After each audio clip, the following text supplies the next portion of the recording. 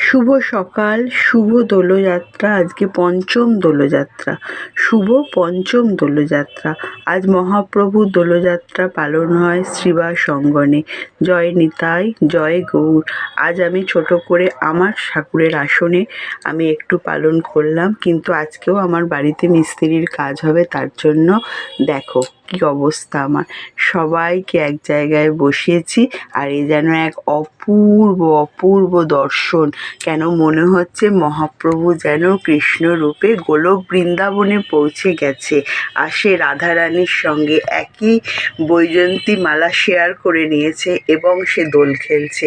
মানে আমি তো ভাবতেই পারিনি। আমি ভাবছিলাম পঞ্চম দোলযাত্রাটা আমার কেমন যেন একটা হবে, বাড়িতে মিস্ত্রির কাজ হবে, কিন্তু এ এক অন্য স্বাদের হলো।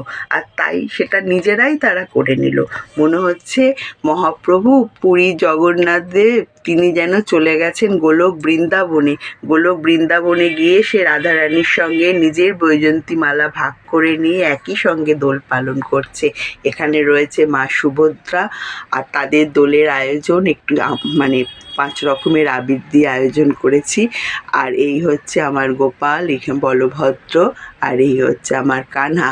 এই নিয়ে আমার টোটাল আজকে ঠাকুরের আসন সাজানো, কিন্তু কোনো ফুলমালা, কোনো ভোগের আয়োজন আমি করতে পারিনি। আমি সবটাই মনের মধ্যে ভক্তি দিয়ে পুজো করেছি। রাধে রাধে।